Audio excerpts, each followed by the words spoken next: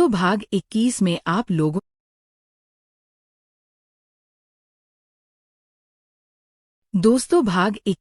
आप लोगों ने देखा था कि रिद्धिमा के फाइनल एग्जाम खत्म हो चुके थे। उसने शिवन्या से काफी दूरी कर ली थी, जो कि रिद्धिमा को काफी दिनों से महसूस हो रही थी। एक दिन मौका पाकर रिद्धिमा कुणाल से बोली, कुणाल मुझे तुमसे जरूरी बात करनी है। कुणाल ने कहा, जी भाभी कहिए। सोफे की तरफ इशारा करते हुए रिद्धिमा बोली, आओ पहले यहाँ बैठो, फिर आराम से बैठकर बातें करते हैं। अब आगे की कहानी देखेंगे। कुणाल बैठ गया और सवालिया निगाहों से रिद्धिमा की तरफ देखने लगा तो रिद्धिमा बोली कि कुणाल तुमने खुद के और शिवन्या के बारे में क्या सोचा है। कुणाल नासमझी से उसे देखते हुए बोला कि क्या मतलब भाभी। रिद्धिमा ने कहा कि कुणाल ऐसा नहीं है कि तुम मेरे सवाल का मतलब नहीं समझ पा रहे हो। वो अच्छे से जानती है कि तुम्हारे और शिवन्या के बीच इस वक्त काफी दूरियां आ चुकी है। समझ नहीं आ रहा कि तुम उसे खुद से दूर क्यों कर रहे हो। कुणाल ने कहा कि ऐसी कोई बात नहीं है भाभी। रिद्धिमा ने कहा कि कुणाल तुम चाहे कितने भी समझदार हो जाओ, लेकिन एक लड़की के मन की बातों को कभी नहीं समझ सकते। एक लड़की सिर्फ सुख में ही नहीं बल्कि दुख में भी अपने हमसफर का साथ निभाना बखूबी जानती है। इस वक्त शिवन्या तुम्हारा सहारा बनना चाहती है, वो तुम्हें प्यार देना चाहती है, तुमसे अपनी परेशानियां और दुख बांटना चाहती है, लेकिन तुम हो कि तुमने उसे खुद से दूर कर दिया है। क्यों? कुणाल ने कहा कि भाभी पास रहने से उम्मीद बढ़ती है और वो नहीं चाहता कि शिवन्या फिलहाल उससे कोई भी उम्मीद रखे। कुणाल की बात सुनकर रिद्धिमा उसे हैरानी से देखने लगी तो कुणाल फिर से बोला कि भाभी वो अच्छे से जानता है कि शिवन्या उनकी शादी को लेकर बहुत एक्साइटेड थी। वह चाहती थी कि एग्जाम खत्म होने के बाद शादी जल्द से जल्द हो जाए, लेकिन वह बताए कि इन हालातों में वह उसके ख्वाबों को कैसे पूरा करेगा। सच तो ये है कि वह अभी शादी करना ही नहीं चाहता और ना जाने खुद को शादी के लिए तैयार करने में कितना वक्त लगेगा। इसलिए नहीं चाहता कि अब वो उससे कोई भी उम्मीद रखे। अगर वह चाहे तो उससे रिश्ता तोड़कर किसी और से भी जोड़ सकती है। दोनों बात कर ही रहे थे कि तभी पीछे से दादी माँ की आवाज आई। दादी माँ जोर से चिल्लाते हुए बोली कि कुणाल तुम कैसी बातें कर रहे हो? दोनों भाई पागल हो क्या? रिश्तों को खिलवाड़ समझते हो कि जब मर्जी मन किया तब जोड़ दिया और जब मन आया तब तोड़ लिया। लड़कों के लिए ये कहना और करना बहुत आसान होता है, लेकिन लड़कियों के लिए नहीं। लड़कियां जब किसी से रिश्ता जोड़ लेती हैं तो अपने दिल से जोड़ती है और अपनी आखिरी सांस तक उस रिश्ते को निभाती है। तुम्हारा रिश्ता तुम्हारे दादाजी ने शिवन्या के साथ जोड़ा था और अब मेरी मर्जी ये है कि तुम और शिवन्या जल्द से जल्द शादी कर लो। कुणाल ने कहा कि लेकिन दादी माँ वह अभी शादी के लिए तैयार नहीं है। दादाजी की ऐसी हालत है और वो कह रही हैं कि शादी कर ले। कबीर ने कहा कि उसके ख्याल से दादी माँ सही कह रही है कुणाल, एक बार इस बारे में सोचकर तो देखो। दादी माँ ने कहा कि कुणाल तुम स्वार्थी हो रहे हो, इस वक्त सिर्फ खुद के बारे में सोच रहे हो। एक बार शिवन्या और उसके माँ बाप के बारे में भी सोचकर देखो। 1 साल से ज्यादा हो गया है तुम दोनों का रिश्ता तय हुए। अब फाइनल एग्जाम के बाद शादी होनी थी। अगर टाइम पर शादी नहीं हुई तो उसके माँ बाप पर क्या बीतेगी और क्या बीतेगी शिवन्या पर। कुणाल ने कहा कि वो दादाजी के बिना ये शादी नहीं करेगा दादी माँ, और ये उसका आखिरी फैसला है। दादी माँ ने कहा कि इस घर में फैसले बड़े करते हैं, न कि बच्चे। तुम्हारे दादाजी आज अगर ठीक होते तो ये शादी बहुत धूमधाम से करते। तुम शादी धूमधाम से ना करो, लेकिन सिंपल रीति रिवाज से तो शादी कर ही सकते हो। रिद्धिमा ने कहा कि कुणाल अपने बारे में ना सही, एक बार शिवन्या के बारे में सोचो। वह कब से तुम्हारी दुल्हन बनकर आने को तैयार है, कब से उसने ना जाने कितने सपने सजाए हैं तुमसे शादी करने के लिए। तुम अच्छे से जानते हो ना कि वो तुमसे शादी पहले ही कर लेना चाहती थी। वह तुम्हारे लिए अपनी पढ़ाई भी छोड़ देने को तैयार थी। तो अब तुम्हारा फर्ज बनता है कि तुम उसका साथ छोड़ने की बजाय उसका साथ दो। कुणाल ने लेकिन कहना शुरू किया ही था कि दादी माँ ने थोड़ा जोर से कहा कि लेकिन कुछ नहीं कुणाल, ये हमारा घर है। तुम्हारे दादाजी ठीक होते तो ये जिम्मेदारी खुद निभाते। अब अगर वो बिस्तर पर हैं तो ये मेरी जिम्मेदारी बनती है कि ये काम अपने हाथों से और समय पर पूरा करूं। तुम्हें ये शादी करनी होगी और तभी करनी होगी जब ये शादी तय हुई थी। काफी देर तक कुणाल मना करता रहा, लेकिन फिर दादी माँ के कहने पर शादी करने के लिए मान गया, लेकिन सिर्फ कोर्ट मैरिज करने के लिए। दादी माँ ने तभी फोन निकालकर शिवन्या के मम्मी पापा को फोन मिलाया और उन्हें कोर्ट मैरिज करने के लिए मनाया। पहले तो वे लोग मना करते रहे, लेकिन फिर शिवन्या और दादी माँ के जोर देने पर कोर्ट मैरिज के लिए मान गए और अगले दिन ही कोर्ट में जाकर शिवन्या और कुणाल की शादी हो गई। रिद्धिमा ने घर पर शिवन्या और कुणाल का अच्छे से स्वागत किया और शिवन्या का गृह प्रवेश करवाया। रात को कुणाल अपने कमरे में आया तो शिवन्या उसके पास आकर उसका हाथ पकड़कर उसे सोफे पर बिठाया और उससे कहा कि वो जानती है कि कुणाल इस वक्त शादी के लिए तैयार नहीं था और ये शादी सिर्फ और सिर्फ दादी माँ के कहने पर की है। ये सुनकर कुणाल उसे देखने लगा तो वो आगे बोली कि देखो कुणाल, उसे गलत मत समझना, लेकिन वो नहीं चाहती कि उन दोनों के रिश्ते में भी वही सब हो जो रिद्धिमा और कबीर जीजू के रिश्ते में हुआ था। उन दोनों की बात अलग थी और हम दोनों की बात अलग है। वो दोनों एक जबरदस्ती के रिश्ते में बंधे थे, लेकिन हम दोनों के साथ ऐसा कुछ भी नहीं है।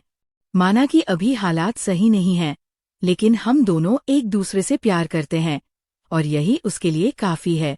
शिवन्या की बातें सुनकर कुणाल की आंखों में नमी आ गई और वह बिना कुछ कहे एकटक उसके मासूमियत से भरे चेहरे को निहारने लगा। कुणाल कुछ नहीं बोला तो शिवन्या ने उससे सवाल किया कि तुम मुझसे प्यार तो करते हो ना कुणाल? शिवन्या का सवाल सुनकर वो फिर से उसकी निगाहों में देखने लगा तो शिवन्या ने कहा कि तुम चिंता मत करो कुणाल, वो तुमसे इस रिश्ते को बढ़ाने के लिए जबरदस्ती नहीं करेगी। जब तक सब कुछ पहले जैसा ठीक नहीं हो जाता वह तब तक इंतजार करेगी, लेकिन प्लीज उसका साथ कभी मत छोड़ना।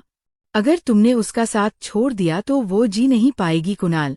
तुम्हारी बेरुखी अच्छी नहीं लगती, तुम्हारा उसे इग्नोर करना उसका दिल बर्दाश्त नहीं कर पाता।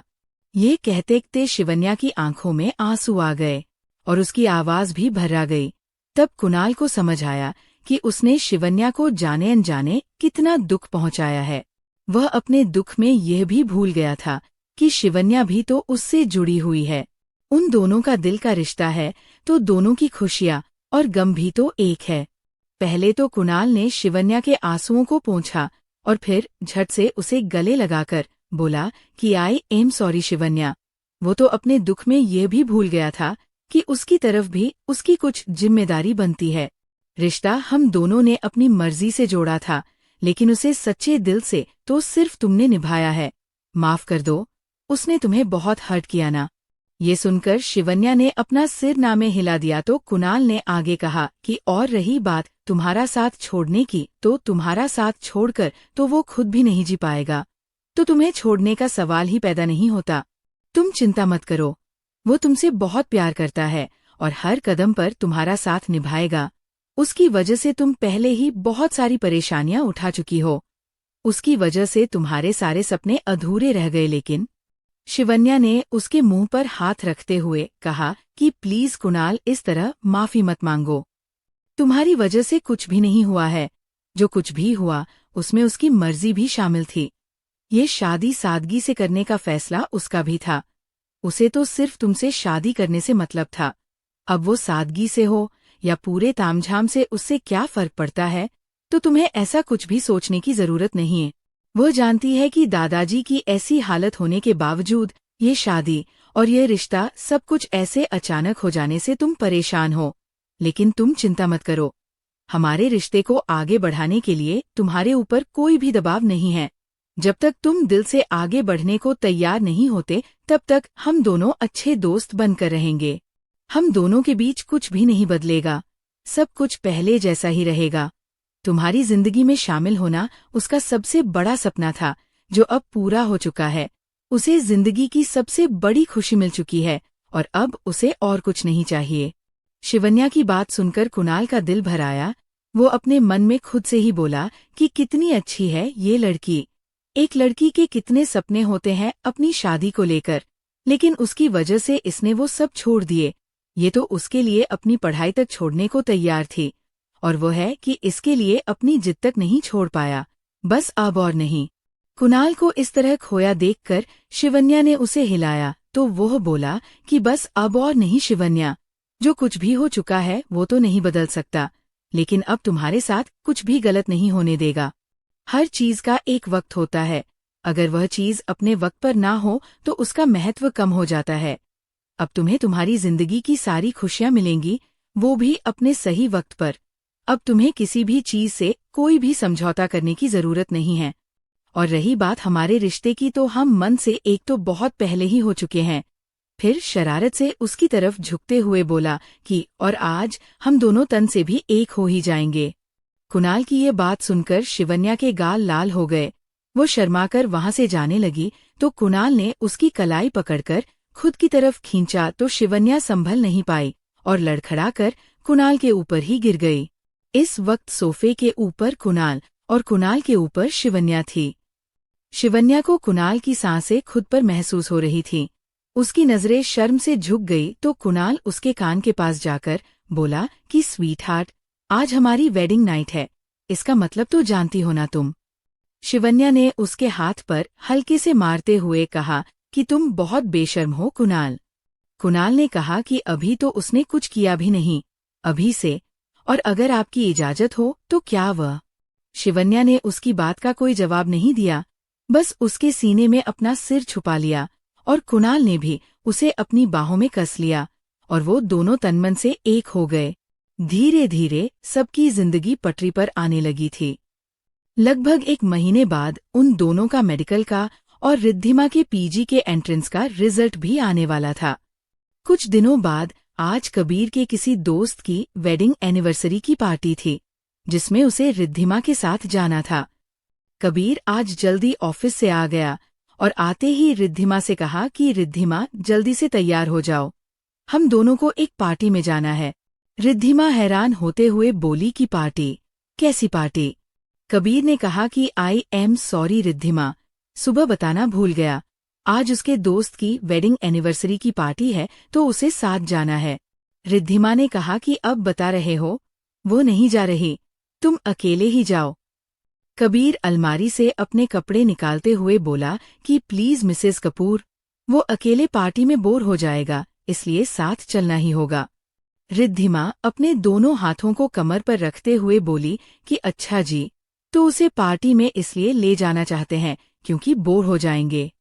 कबीर उसके करीब आकर बोला कि नहीं मिसेस कपूर, वह तो मजाक कर रहा था, ऐसी कोई बात नहीं है, वो तो उसके बिना जाने का मन नहीं है। रिद्धिमा उसे टालते हुए बोली कि कबीर, लेकिन वह क्या करेगी जाकर? कबीर उसके पास आकर बोला कि वही जो वो करेगा, अब नो मोर बहाना, जाओ और जल्दी से तैयार हो जाओ। रिद्धिमा ने कहा कि ठीक है, चलती हूँ। वो अलमारी से कपड़े निकालने लगी तो कबीर से पूछा कि कबीर, क्या पहनकर चलूं? कबीर हैरान होते हुए बोला कि मिसेस कपूर, क्या हुआ है आज, तबीयत तो ठीक है ना? रिद्धिमा ने पूछा कि क्यों, क्या हुआ? कबीर ने कहा कि आज तक कभी ऐसा सवाल नहीं किया, फिर आज क्यों?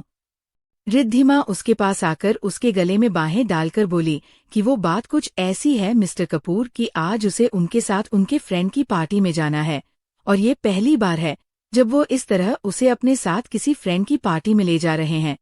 इसीलिए उनसे पूछना तो बनता है ना कि वो अपनी वाइफ को कैसे कपड़ों में देखना चाहते हैं, तो अब टाइम वेस्ट ना करते हुए उसे बताएं कि क्या पहने।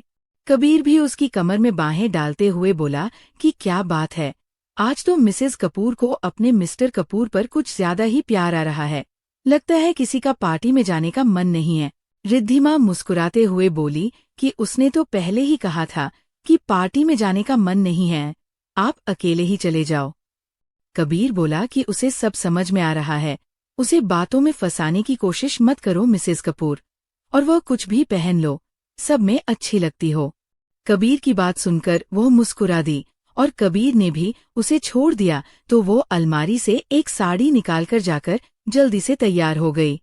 रिद्धिमा ने आज वाइन कलर की ड्रेप साड़ी पहनी थी और उस पर डीप नेक ब्लाउज जो उसकी खूबसूरती को निखार रहा था। उसने अपने बालों को साइड पिनअप किया, आंखों में गहरा काजल, होठों पर लाइट पिंक कलर की लिपस्टिक, कानों में लंबे लंबे ईयर रिंग और गले में उसका मंगलसूत्र। रिद्धिमा तैयार हो ही रही थी कि पीछे से कबीर आया।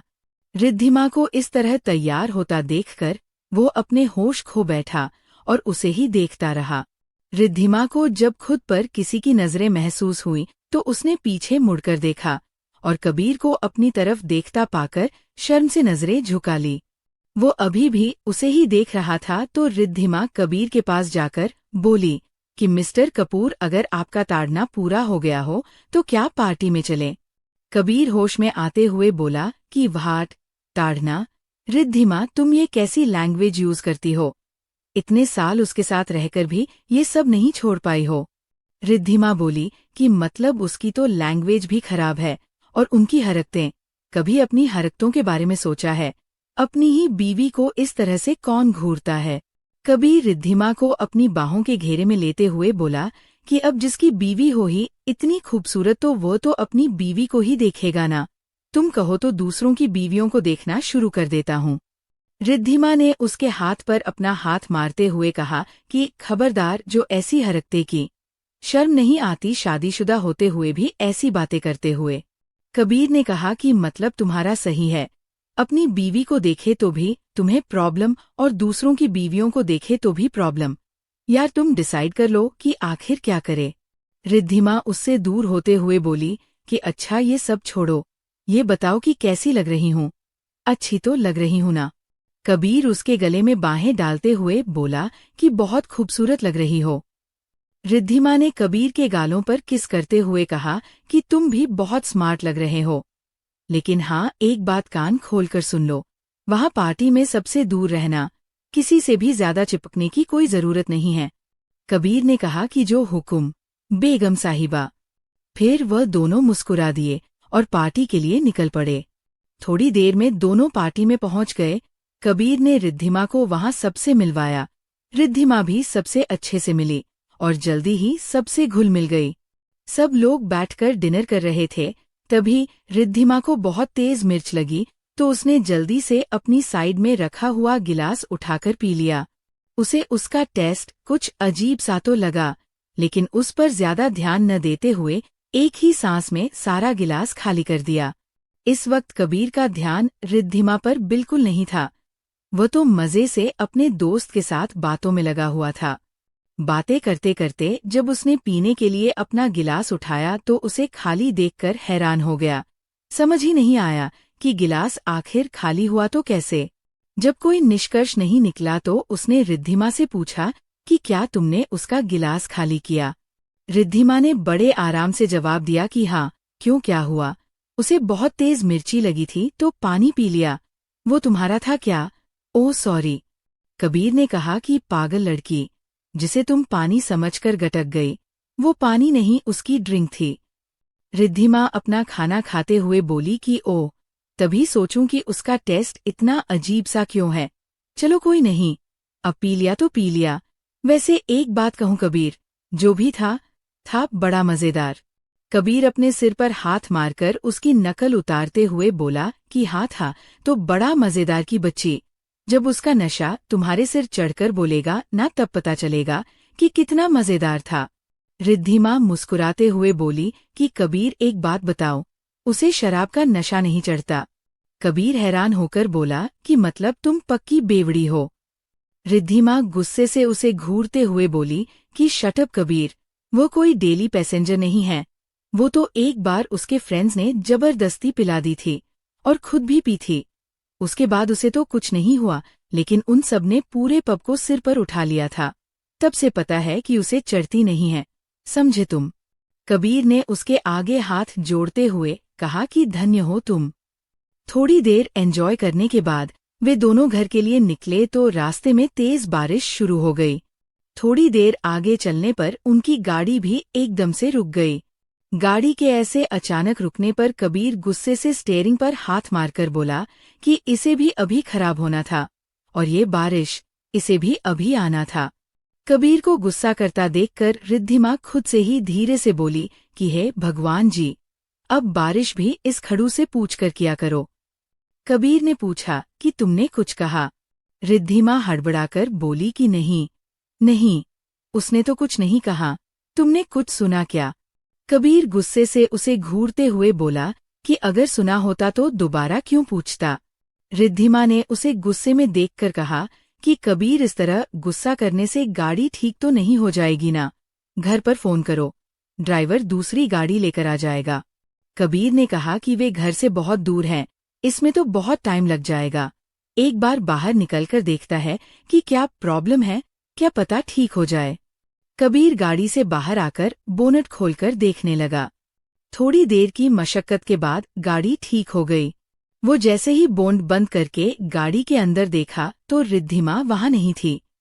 उसे न देखकर कबीर परेशान हो गया और चारों तरफ नजरें घुमाने लगा। कबीर ने देखा कि सामने सड़क पर कुछ बच्चे बारिश में भीग रहे थे और कुछ बच्चे गड्ढों में भरे पानी में कूद रहे थे, और उन बच्चों के साथ रिद्धिमा भी थी, जो बारिश में भीग रही थी और पानी भरे गड्ढे में कूद रही थी। अब बारिश और भी तेज हो गई थी। बारिश को तेज होता देखकर रिद्धिमा ने अपनी दोनों बाहें फैलाकर गोल गोल घूमना शुरू कर दिया, फिर डांस करने लगी। इस वक्त वह बिल्कुल एक छोटी बच्ची जैसी ही लग रही थी। कबीर की नजरें तो उस पर ही ठहर गईं। रिद्धिमा के बदन पर गिरता बारिश का पानी, जिसकी वजह से उसकी साड़ी उसके बदन से चिपक गई थी। वह तो उसे देखकर मदहोश ही हो गया और धीरे धीरे रिद्धिमा की तरफ बढ़ने लगा। जैसे ही वो रिद्धिमा के पास आया, रिद्धिमा ने अपने हाथों में पानी भरकर उसके चेहरे पर मारा, जिससे वो होश में आया और बोला कि रिद्धिमा, चलो, गाड़ी ठीक हो गई है, तुम यहाँ क्या कर रही हो? वो तो तुम्हें गाड़ी में बैठा कर आया था ना, तो तुम गाड़ी से बाहर क्यों आई? बारिश में इतना ज्यादा भीगने की क्या जरूरत है? तुम बीमार हो जाओगी। रिद्धिमा बारिश में भीगते हुए बोली कि नहीं, वह बीमार नहीं होगी, और वह भी तो भीग रहे हैं ना। जब वो भीग सकते हैं तो वो क्यों नहीं? खुद ने तो बारिश के मजे ले लिए और उसे कह रहे हैं कि अंदर बैठे। उसे भी बारिश में भीगना था, एंजॉय करना था, इसलिए बाहर आ गई। कबीर उसका हाथ पकड़कर गाड़ी की तरफ ले जाने लगा और बोला कि कितना तो भीग चुकी हो और कितना भीगना बाकी है, चलो, नहीं तो सच में बीमार पड़ जाओगी।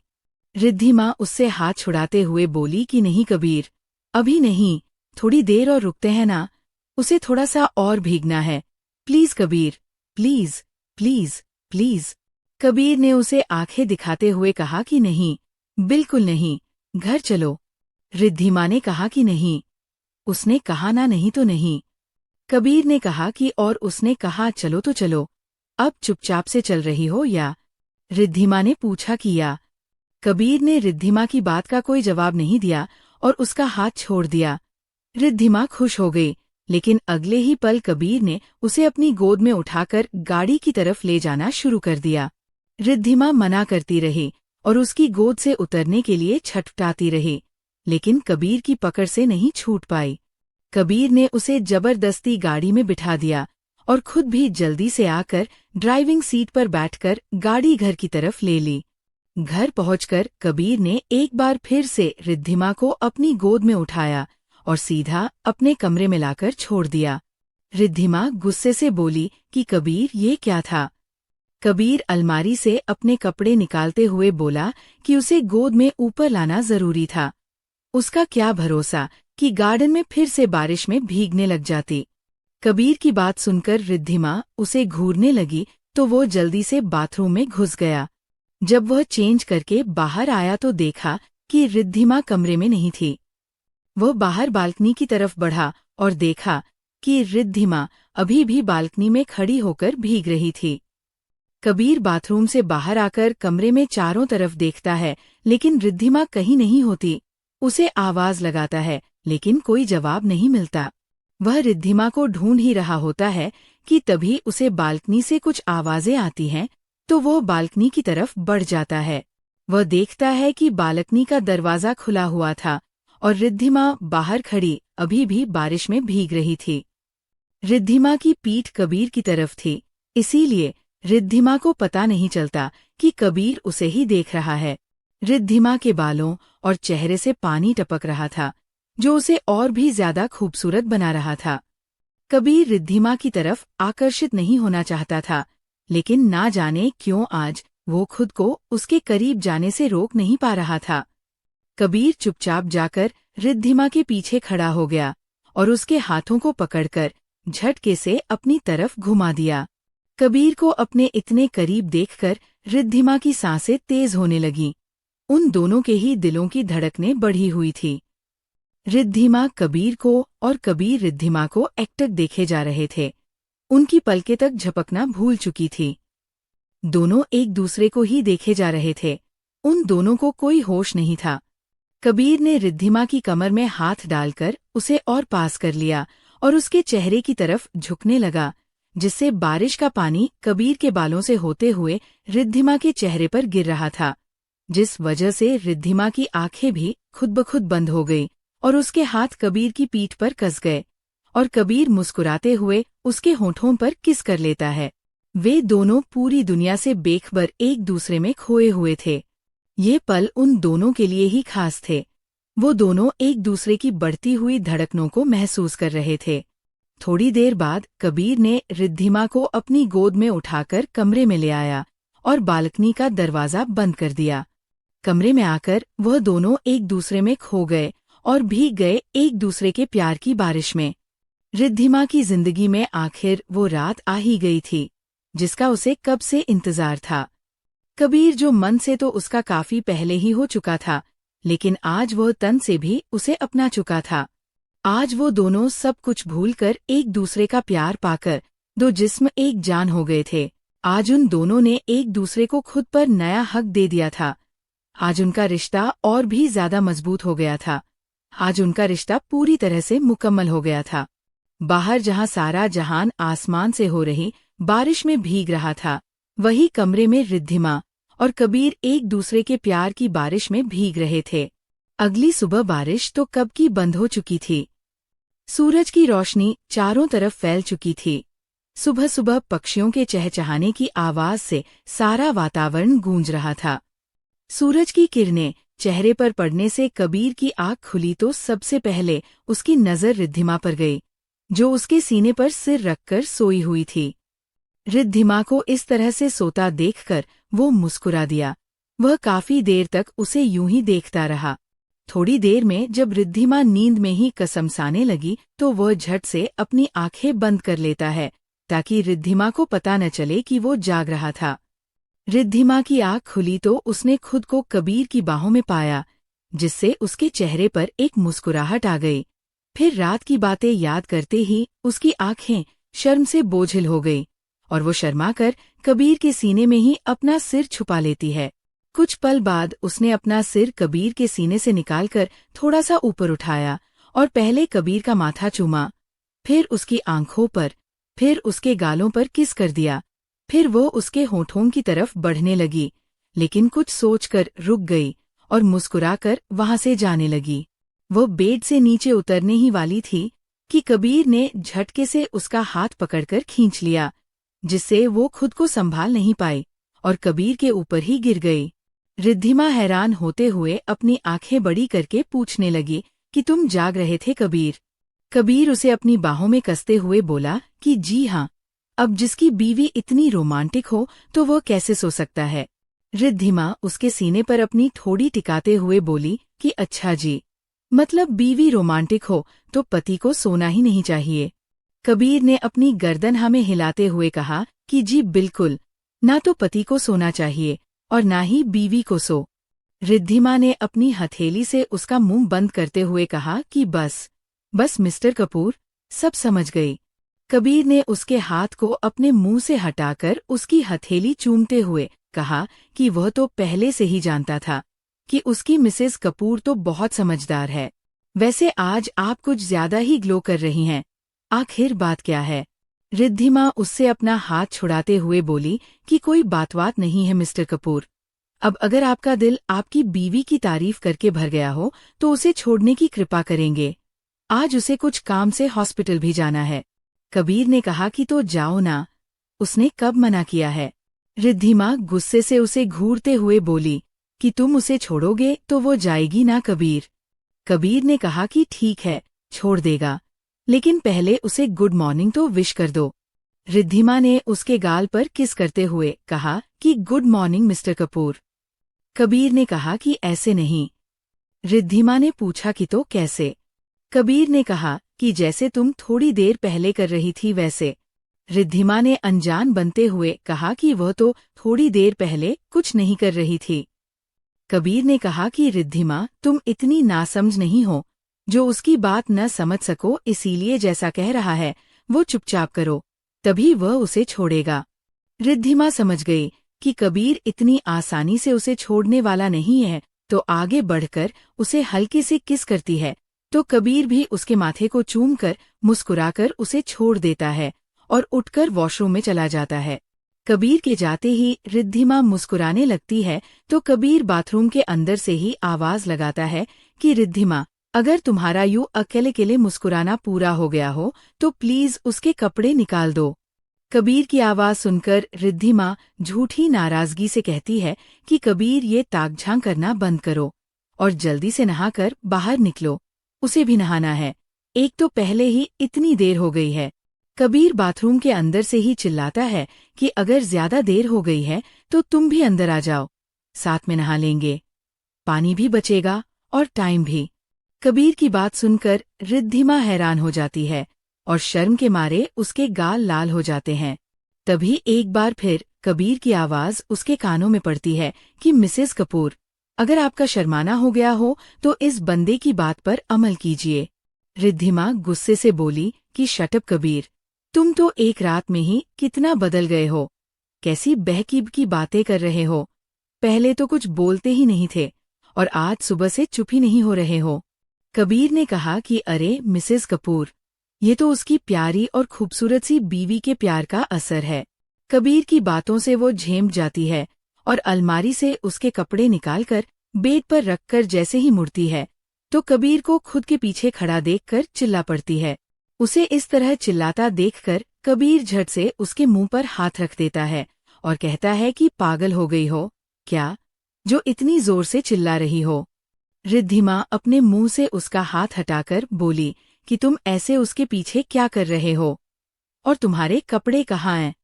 कबीर बिना कुछ बोले उसकी तरफ बढ़ने लगा तो रिद्धिमा भी हल्के हल्के से पीछे होने लगी। एक दो कदम पीछे होकर वो बेड की वजह से रुक गई तो कबीर उस पर झुकने लगा। कबीर को खुद पर यूं झुकता देखकर रिद्धिमा की आंखें शर्म से बंद हो गई और कबीर के चेहरे पर एक मुस्कुराहट आ गई। कबीर ने रिद्धिमा के पास से अपने कपड़े उठाए और सीटी बजाता हुआ चेंजिंग रूम की तरफ जाने लगा।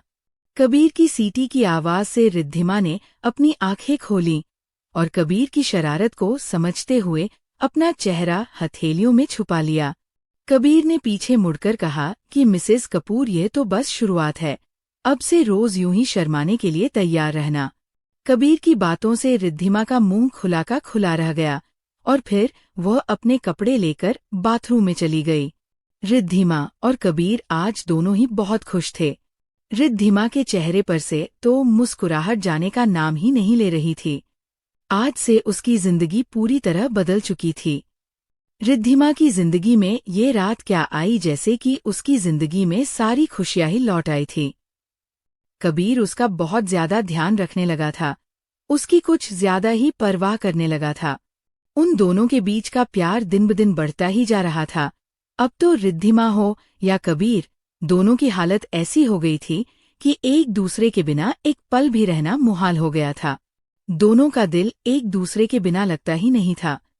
इन दिनों रिद्धिमा भी फ्री थी क्योंकि रिद्धिमा और शिवन्या के मेडिकल का जो रिजल्ट आने वाला था उसकी डेट पोस्टपोन हो चुकी थी और उसी वजह से पीजी के एंट्रेंस का भी रिजल्ट अब तक घोषित नहीं हुआ था।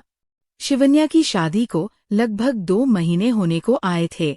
एक दिन शाम के समय रिद्धिमा घर में अकेली बैठी थी क्योंकि दादी माँ मंदिर गई थी और कुणाल शिवन्या को लेकर हॉस्पिटल गया था क्योंकि शिवन्या की तबीयत कुछ दिनों से ठीक नहीं थी। अकेले होने की वजह से उसका बिल्कुल भी मन नहीं लग रहा था तो उसने कबीर को फोन मिलाया। रिद्धिमा ने कबीर से फोन पर पूछा कि हेलो कबीर, तुम कहाँ हो, अब तक घर क्यों नहीं आए। कबीर ने अपने लैपटॉप पर उंगलियां चलाते हुए कहा कि ये कैसा सवाल है रिद्धिमा, इस वक्त वह कहाँ होगा, ऑफिस में है मिसेस कपूर। रिद्धिमा ने हल्की नाराजगी से कहा कि तुम ऑफिस में अब तक क्या कर रहे हो, ऑफिस टाइम तो कब का खत्म हो चुका है। ये सुनकर कबीर की उंगलियां लैपटॉप पर रुक गई और वह मुस्कुराकर बोला कि मैडम शायद भूल रही है कि वो कपूर इंडस्ट्रीज का मालिक है, न कि एक एम्प्लॉय। उसके लिए ऑफिस टाइम 10 से 5 का नहीं है, बल्कि पूरा दिन ही ऑफिस के काम के लिए है। रिद्धिमा ने कहा कि उसे कुछ नहीं पता, बस इतना बता दो कि घर कब तक आ रहे हो। कबीर ने शरारत से पूछा कि क्यों, उसे मिस कर रही हो? रिद्धिमा ने कहा कि जी नहीं, वो उसे क्यों मिस करेगी, ऐसी कोई बात नहीं है। वो तो बस अकेले घर में बैठे बैठे बोर हो रही थी, इसलिए पूछ रही है कि तुम कब आ रहे हो। कबीर ने कहा कि ओहो, तो यानी मैडम उसे नहीं, उसकी कंपनी को मिस कर रही है। रिद्धिमा ने कहा कि जैसा तुम्हें समझना हो समझ सकते हो। कितनी देर में आ रहे हो कबीर, सच में बोर हो रही हूँ। कबीर ने कहा कि जब आप कहे मिसेस कपूर, आप कहे तो ये बंदा कल से ऑफिस ही नहीं जाएगा, सारा दिन आपके साथ ही रहेगा। ये सुनकर रिद्धिमा के होठों पर मुस्कुराहट आ गई तो वो हंसते हुए बोली कि नहीं नहीं, मिस्टर कपूर, अपनी मिसेस कपूर पर इतनी मेहरबानी करने की भी कोई जरूरत नहीं है। और फिर दोनों हंस पड़े तो रिद्धिमा बड़े प्यार से पूछने लगी कि कब तक आ रहे हो कबीर। कबीर ने कहा कि जल्दी ही आता हूँ मिसेस कपूर। दोस्तों, उम्मीद करता हूँ ये भाग आपको पसंद आया होगा। अगर आपको ये भाग अच्छा लगा तो वीडियो को एक लाइक करके चैनल को सब्सक्राइब कर लीजिए। मिलते हैं अगले भाग के साथ, तब तक के लिए धन्यवाद।